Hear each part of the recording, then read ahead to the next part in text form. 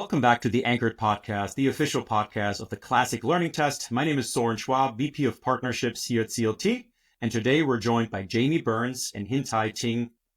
Jamie is a husband and father who has been in education for the last 10 years. He completed the Teach First Leadership Development Program in Cardiff, Wales, and then worked in various roles in multi-academy trusts. He has now begun establishing a family of classical Christian schools across the UK. Hin-Tai Ting has spent most of his teaching career working under the visionary headmistress Catherine Burbelsing at Michaela Community School in London, England's #1 most successful school by academic progress. He is now in the process of setting up the Fountain Christian School, a new classical Christian school in London, and together they are the co-founders of the Fellowship for Classical Learning. And we're so excited to have them in the podcast. Gentlemen, welcome. Soren, thank you. It's great to be with you. Thank you, Soren. It's lovely to be here. Absolutely. It's great to speak with fellow Europeans. We had a little conversation, and Jamie and Hin-Tai said, there might be some things we're saying that the American audience might not understand. So I want to try to be either the translator or the clarifier. So super excited about this conversation. As we always do, we start the Anchored Podcast by talking about our guest's own educational background. I'm going to start with you, Jamie. Talk to us a little about your own kind of upbringing and your school experience. Yeah, we very, very average school experience, sorry. That, as you'll begin to discover a bit more as we go throughout this conversation, the English school system has been on a steady decline, as is true of many school systems in the West. And I got what we know in England and in Wales and Scotland as a comprehensive school education, which is a standard state school, broad range of abilities, just a classic public school in the US. And very, very much, did reasonably well. But the teachers, the teaching were fairly average. My peers and I didn't get pushed as hard as we could have done. But, and this I think is pertinent to this conversation in particular, my father didn't. My father got a classical education. He is 74 years old. He then went to an English public school. He then went to Oxford and read greats. And what that meant was my home life was full of accidental classical education. He would say he unintentionally gave us a classical education, I think.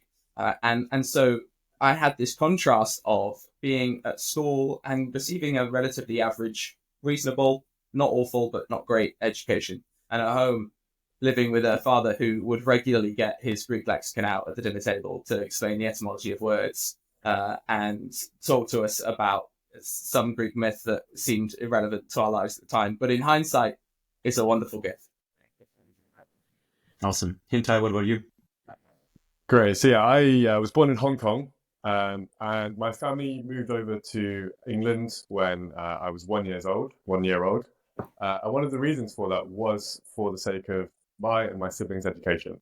But it's very interesting because I ended up going to, again, I was in the state school system, or what you might call the public school system. And I ended up going in years 7 to 13, which I think is our equivalent of grade 6 to 12. Is that right, Jamie? Yeah, so about that sort of age. And this is going to really confuse listeners now. From year 7 to 13, I went to a grammar school, which feels completely upside down. But yes. that's where we have grammar schools. And grammar schools they used to be very prominent across all of England, but they're a very rare type of school nowadays, where essentially, in order to enter this state school, you have to first sit an academic exam at the age of 11. And if you get a high enough mark, then you can be considered for a place at this school. So I got into one of these schools and was there for my sort of secondary school experience. But like Jamie said, I also found it very unstimulating. And it was quite ironic, actually, because my father, having moved us over from Hong Kong to come to England, I remember he'd always go on about, have you learned matrices yet in maths? Have you learned matrices? I said, no, I haven't learned matrices. And he'd always shake his head and he'd sigh and say, when I was in Hong Kong, I was learning matrices at the age of 13. Have you not learned matrices yet? And it's very interesting because Hong Kong's educational system was set up by the British, and it was modelled entirely on the UK educational system, especially at the age that my father was going to school. But that tells itself some of the story of the dumbing down of standards, whereby my dad received a far more rigorous and stretching academic curriculum. And obviously, there's a way in which I can go too far, especially in a Hong Kong and Chinese context. And that was part of the reason for him wanting to move us over to England. But I found that it was actually the opposite. And one reason for that, I think, is just the assessments in the United Kingdom, well, in England particularly, are standardized. And this might be a slide that we go into more detail later. And I'm sure it's interesting to you as part of the CLT as well. But there's a nationally standardized curriculum with a standardized assessment that at the ages of 16 and 18 that all students take.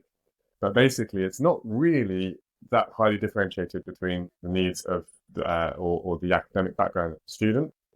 And what we found at our grammar school was that the test was just far too easy. So many of my friends did very little work and ended up getting just top marks on these exams.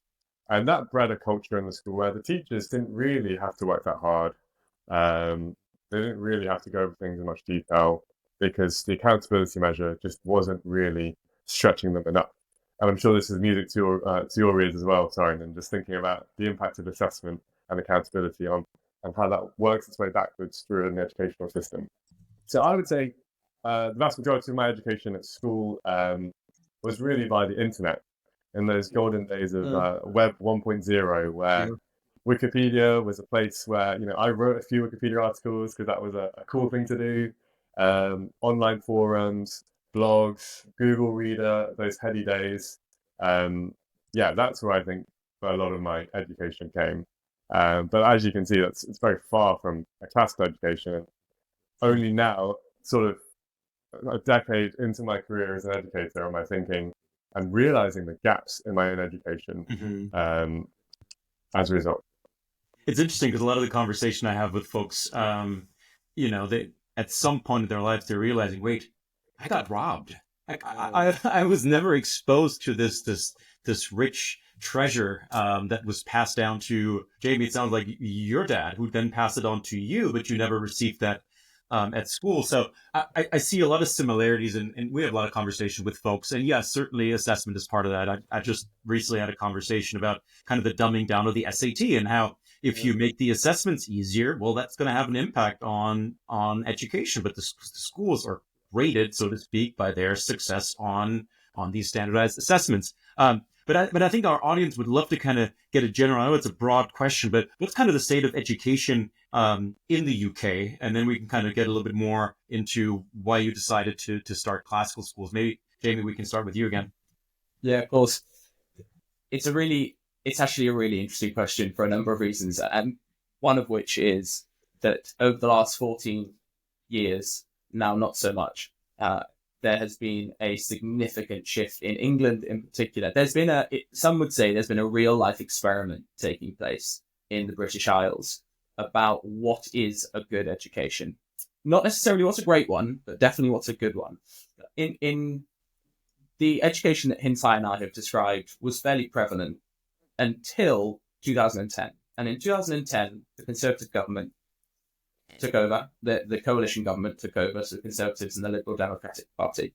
And they had two politicians in particular who had listened to, read a lot of, and in essence fallen for a lot of the work of E.D. Hirsch and his core knowledge curriculum. And so Michael Gove and Nick Gibb are these two gentlemen. And Michael Gove was put in charge of the Department for Education, and Nick Gibb was his schools minister. And between the two of them, they embarked on a project to revitalize the national curriculum. And in essence, they just brought in E.D. Hirsch's core knowledge curriculum as our national curriculum. And that has led, as you can probably imagine, to a number of things taking place. The first is standards were required to go up because the stuff that children were learning was more appropriate to their age level. That obviously got some pushback from teachers, and Michael Gove was not a popular man for a fair while amongst teachers in schools, but nevertheless, he continued to do so, and it has been arguably the best success of any political party in Britain for the last 14 years, maybe even the last 24, depending on where you land on a couple of things. But some of the knock-on effects of that have been our standing in the PISA tests has skyrocketed in reading and mathematics. We are the best readers in the West on Pearls. And that is all because of this revolution that took place in England. Now, at the same time, in Scotland and in Wales, the opposite was taking place. Scotland was looking at Portland's public school curriculum and saying, that's what we should implement. And so they brought something equivalent to that in. They called it the Curriculum for Excellence. And Wales then in turn looked at the Scottish curriculum and said, oh, that looks great. We want some of that. And they called that the Curriculum for Wales. And the contrast between what is known in English and British circles in education as knowledge rich versus skills based, that is the dichotomy that gets often spoken about. The contrast between knowledge rich and skills based has been played out in real time. And we know what the answer is.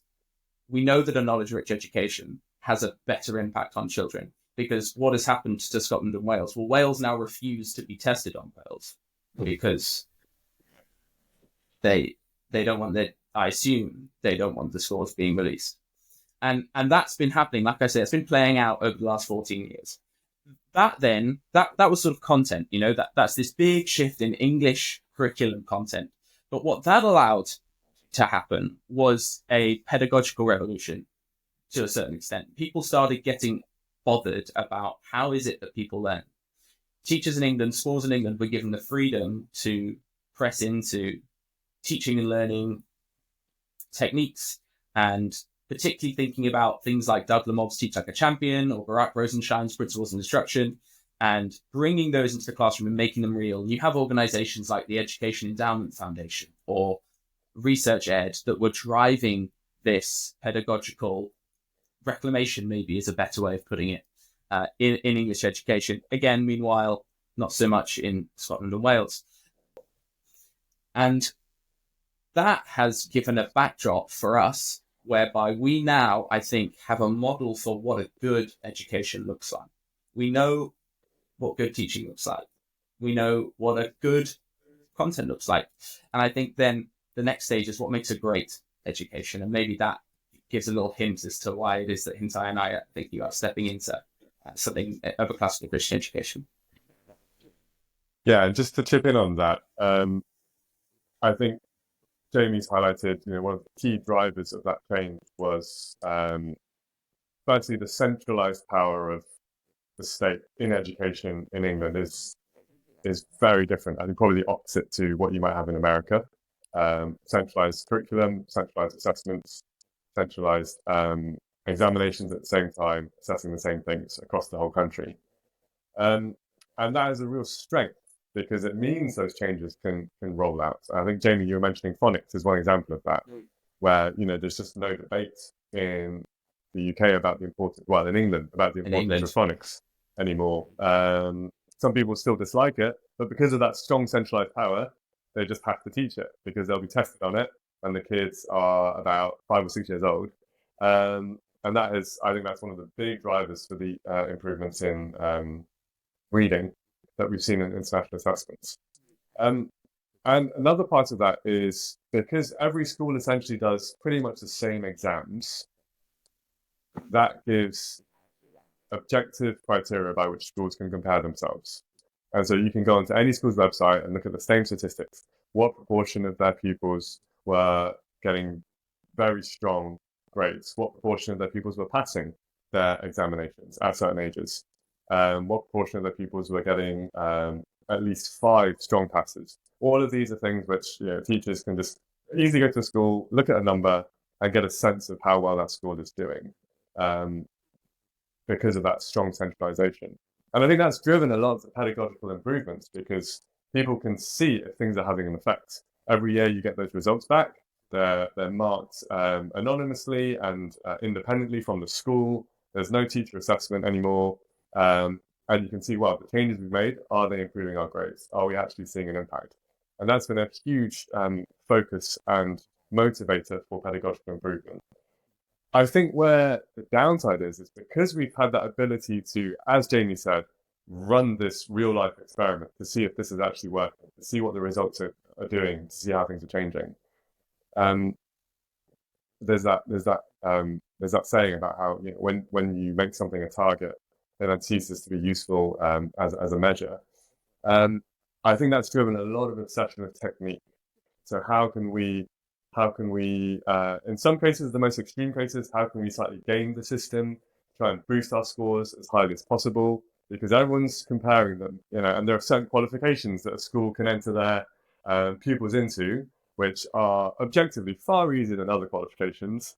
You know, like a certificate in the theory of driving might be one. I'm not sure if that's true, but it's along that sort of level compared to a qualification in history, in modern history, and that's been a problem. But another problem, which is less obvious than that, is I think teachers have spent a lot of time, and this is a good thing, but it's been taken in isolation. They've spent a lot of time just obsessing over pedagogy and the theory of, okay, I've got this really complicated concept. For example, you know, calculus, differentiation. How can I best break that down so that my students can understand it, can replicate it, can perform well in an examination? Or I've got this, like, let's take another subject. I've got this character in a Shakespeare play. How can I best itemize the knowledge of how this character is presented throughout the play in such a way that the student is well prepared for the examination? And all of this stuff is really useful and it's very helpful for students. But because so much energy is invested in that and in the nuances of pedagogy, I think there hasn't really been a huge discussion about values in education.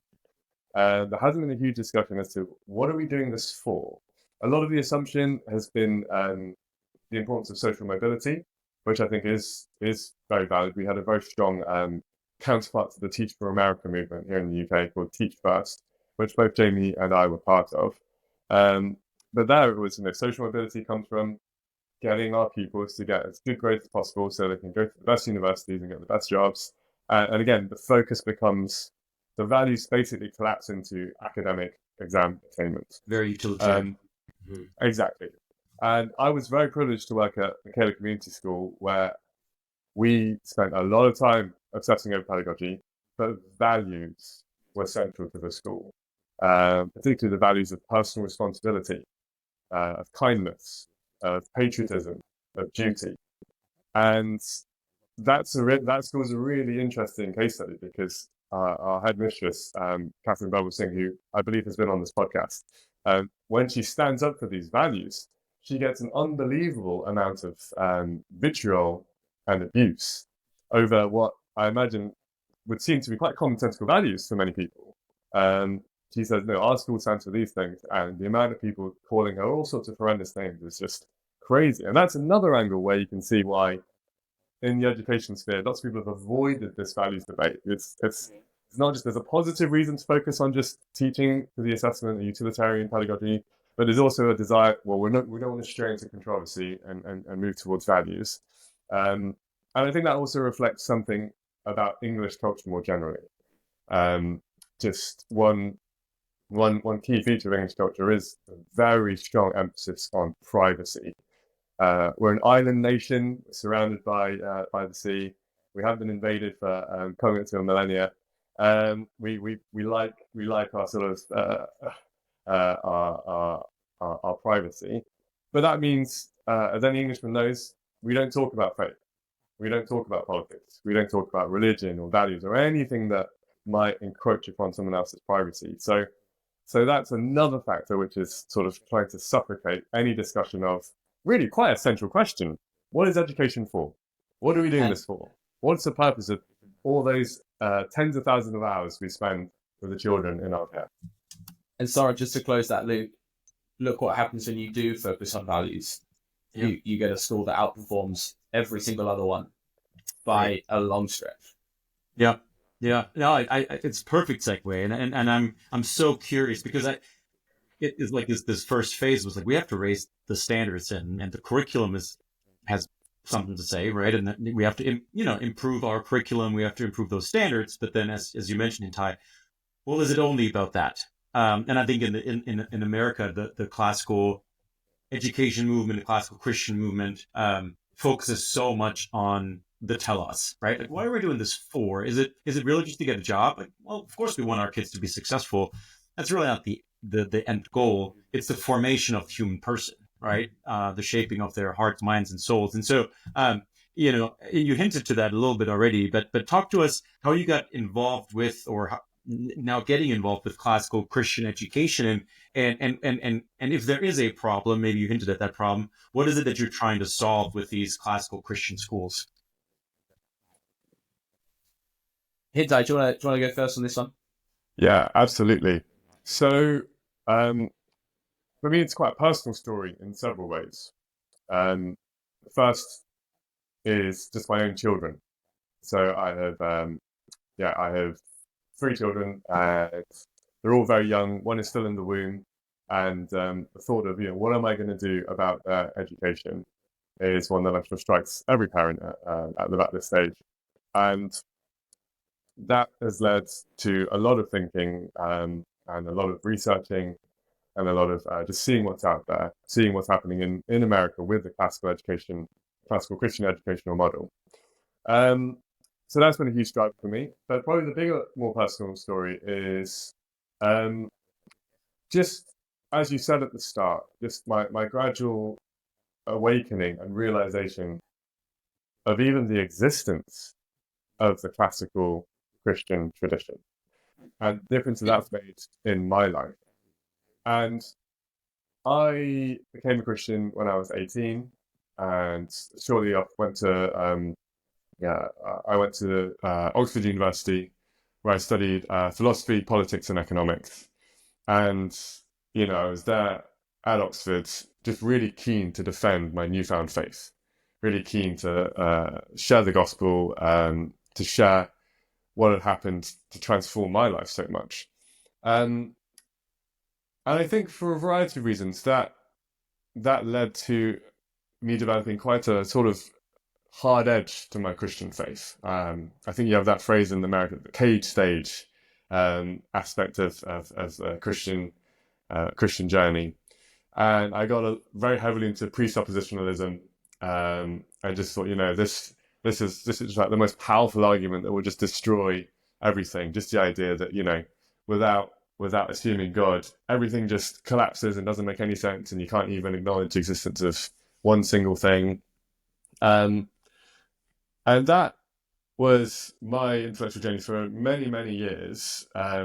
But for a variety of reasons, in the last few years, through a combination of just extreme personal difficulty and many very difficult circumstances happening in my life, I reached a stage of deconstruction, of just thinking, this faith, which was very much outward focused and very aggressive in sort of taking down opposing arguments, it just felt suddenly quite flimsy at even just propping up my own day-to-day existence, just helping me get through life. That wartime mentality wasn't actually very useful for just sustaining me through very difficult trials. And it was at this time, it was a lot of the suffering was connected to experiences within the church. And out of necessity, I kind of took a bit of a step back and started engaging with psychology and with more secular sources on questions of suffering. And I actually found them extremely helpful. And there was a depth and a truth and a goodness and a beauty that challenged me, because I felt, well, this is stuff that I've not really encountered in my narrow corner of the Christian world. And some of it's not even explicitly Christian, and I'm just trying to work out how to reconcile these things. But slowly, over time, as I kept grappling with these central questions, the classical Christian tradition kept popping up. So I've done a few courses with the Davenant Institute, where they're very much about resourcement and just retrieving some of the riches of the Christian past And with surprising clarity, greats from hundreds and even thousands of years ago would speak penetratingly into some of the issues that I face today. Not just in a sort of superficial way of like quoting certain scriptures and certain logical arguments that would just like solve everything, but with a richness, with a depth, and with a generosity and just an intellectual openness that was very different to my cage stage self. And even recently, just the other day, this happened again, where one particular question I was thinking about was what's the place of self-love in the Christian life? Because many sermons I've heard about it see it as a very sort of bad thing. It's just taken as obviously that's not what Christians do. And that's been a struggle because that's been part of my just personal journey working through some of these deconstruction issues and a very harsh and overly critical view of myself. And I was just browsing the internet quite casually when I came across no other than Thomas Aquinas wrote about self-love.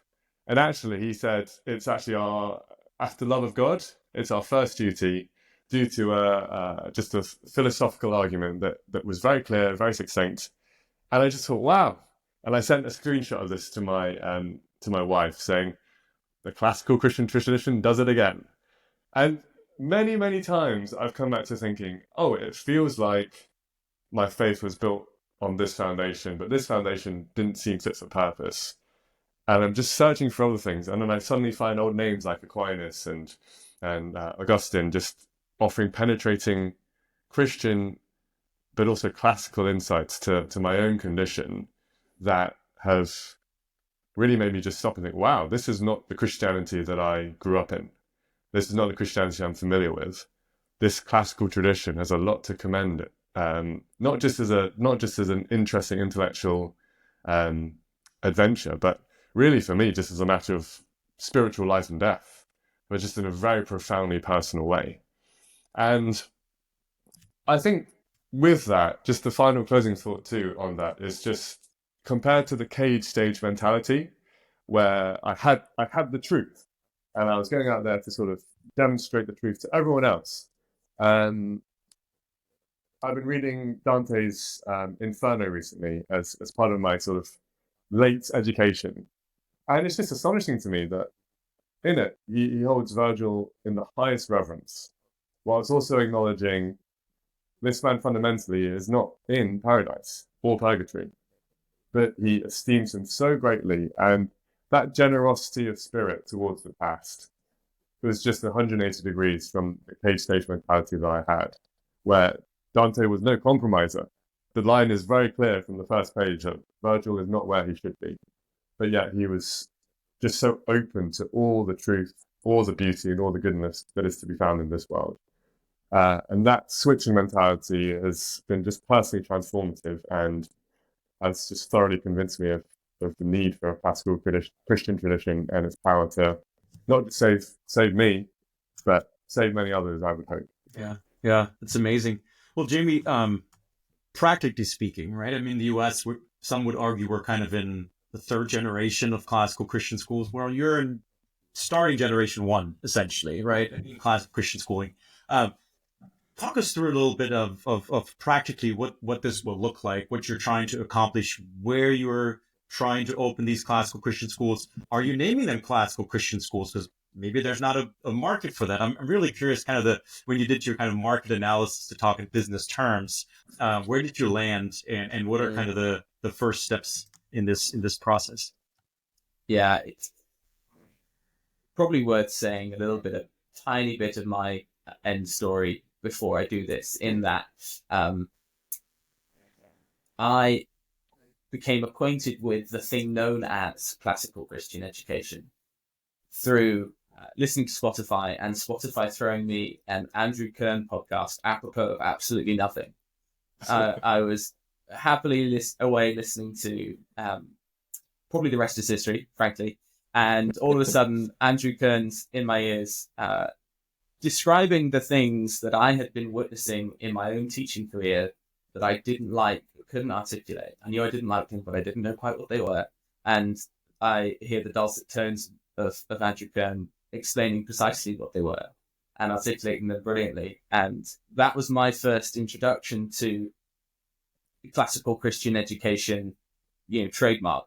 And that meant that I went on a big old Googling spree and discovered Tom and Hayley Bowen, who were about to start the King Alfred School in Dudley. And they hosted a conference, and there were 50, 60 people at that conference how to start a Christian school, because I think they'd just done it at this point, actually. And it was a real point of, oh, hey, this is possible. What Tom and Hayley have done can be replicated. And so St. Anselm's in Cardiff was born. And then, so you then asked, we're starting, why were we doing it? The first thing to say is, from St. Anselm's perspective, the school that I'm helping to found, Wales is in a real dire need of great education. I can think of one, I don't know all the headmasters, of course, and a blanket rule is that there's no blanket rules. So important to caveat everything I'm about to say. But I can think of one person I know who was pursuing for the pupils in his school an education that you or I would consider good. And the rest are blindly following, at least to my knowledge, the curriculum for Wales. And there is no better way to show the contrast of a classical Christian education than putting it somewhere that is dark and bleak. And so we thought we will take this school and we will put ours in Cardiff because Christian parents are crying out for what the experience Hin-Tai had for their own children. It is wrong that we're robbing them of this 2 millennia long Christian tradition that we were robbed of, I was robbed of, and Hin-Tai was robbed of. And it's also wrong that they're being completely and utterly let down by their schools, just in a basic academic sense. And so we thought that that is the right place for us to start. Hin-Tai, do you want to speak to why London?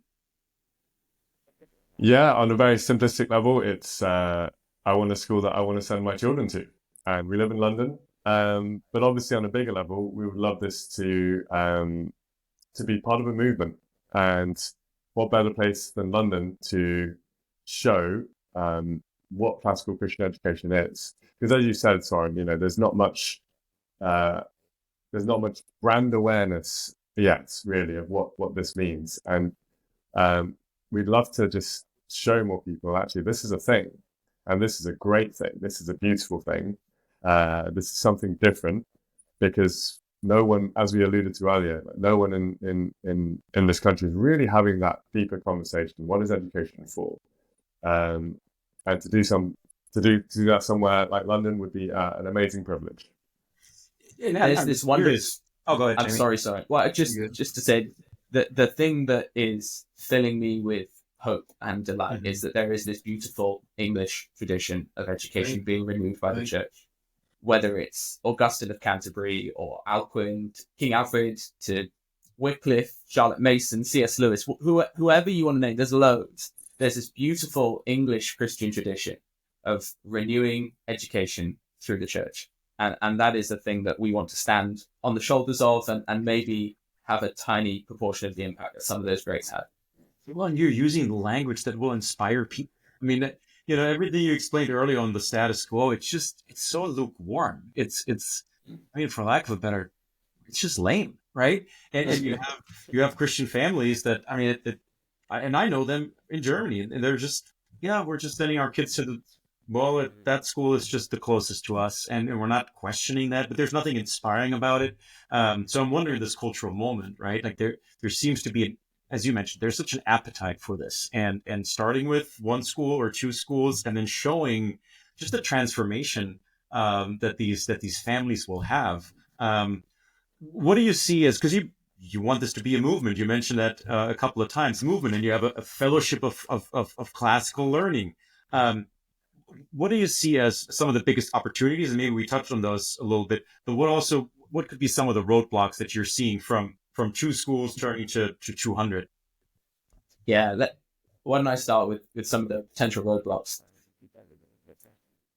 A big one right now, pertinent to this particular cultural moment, is that we have had a change of government, and this change of government has decided that taxing independent private education is the right course of action. We are going to be the only nation in the West who tax education.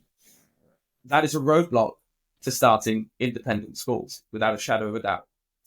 There is some sort of ideology going on there that I don't know Bridget Phillipson's mind, but there's something going on. There's all of the standard things that I think your American audience would appreciate an Englishman saying, which is regulation. There's building regulation, there's financial regulation, there's safeguarding regulation. There are a number of things, number of hoops that we need to jump through that do not make starting the school easy. They are deliberately tricky. It's not accidentally tricky. So that's a definite roadblock. And then, as you were just rightly saying, Soren, I think the biggest roadblock is that sending a child to an independent school is a really foreign concept for an English parent. I think it's 7% of English kids, British kids, forgive me, 7% of British children go to private school. It's not a thing that's done commonly. And I think, in some sense, there's this idea that's the privilege of the elites, that sending your child to a school that you pay for is not something we can do. It's not something that we can afford to do. And so we've got to change that narrative. And we are, deliberately positioning ourselves as what we're calling affordable independent schools, because we do want to say, actually, no, it's not the privilege of the elite. You should have the choice as parents to send your child to an independent school, not just feel obliged to send them to the state schools. And then, as has been said a fair few times, the telos of school itself, we're not going to be saying, come to our school and come to our school because your kid will get good grades if he comes or she comes. We're going to be saying, come to our school because we want to help your child flourish. And they will also get good grades, by the way. That's right. But that's not the be all and end all. And I think there is a real sense, because why wouldn't they? It's what they experienced of British parents saying, yeah, but are you going to teach my child coding? Are you going to teach them engineering? Because those are the skills they're going to need to go into the workforce and earn a living. And, fair enough. It's what they've grown up with. That's all they know. So there's a piece around changing the conversation there. What is the telos of school? What is school's purpose? And how can we move that roadblock out of the way? Yeah, and just picking up on the roadblocks, that point that Jamie just mentioned leads really nicely into the opportunities, because I think, in fairness to parents, it's hard to envisage an alternative when there is none. Yeah. So I look at what we're trying to do with these classical Christian schools, and I just see it as really tackling the root problems of the modern world, if I can say it as boldly as that, where we live in the most prosperous, wealthiest time of human history, and yet somehow everyone feels just morally bankrupt, exhausted, emptied, and that is because we have taken utility and we've made utility the overriding goal. We have made, what can this do for me? What can we extract out of this education? The overriding thing. And if we have that extractive, self-centered mindset, then we just become voraciously hungry constantly, because that will never fill our appetites. But people don't really know what else there is, because this is just how we think. This is just the air we breathe. This is just, to use that David Foster Wallace phrase, this is water. This is the modern world. And we are extremely prosperous, but everyone's laughing, well, is this it? Is this it? And so to just loudly proclaim that, no, we are humans made in the image of God, made to encounter and pursue truth, beauty, and goodness. And that is why our souls are not satisfied with utility. That is why material comforts are completely insufficient. And what if we were entrusted with your children and we raised them with that habit of soul? What if we just said no to this culture of life hacks and productivity, matching, and all of these other just very machine-like phrases. And we just returned to just our humanity. And we treated our children in such a way where our capacity for the transcendent, for God himself, was honored and fed into from the earliest ages throughout the most formative years of the child's life. Because we are the way we are, we feel the sense of having lost something. Because when we were from 5 to 18, we were just fed utility. We were just fed, get good grades, get ahead. And we're only just starting to open our eyes to the fact that the world is charged with the glory of God. And that's actually our greatest privilege, is to pursue that and to encounter that and to experience that. So it's a massive opportunity. Absolutely. I mean, I'm getting goosebumps as you're talking. I mean, it's going to be it is life-changing work that you're engaging in. And we're going to cheer you on from America. And I actually didn't prep you for this question. So, I'm just very curious. You just visited several classical Christian schools in America. You just came back to the UK. In like maybe a sentence or so, or in a word, if you can, like, what stood out to you when you visited these schools? Was there something that you can just point to and say, wow, that's the thing? I know that's probably a tough one, but you want to take a stab? I'm happy to go ahead and start that one. Family. Wow. There was this palpable sense of familial relationships that I've worked in schools for 10 years. I've worked in quite a few schools I've never seen. And it was glorious to see.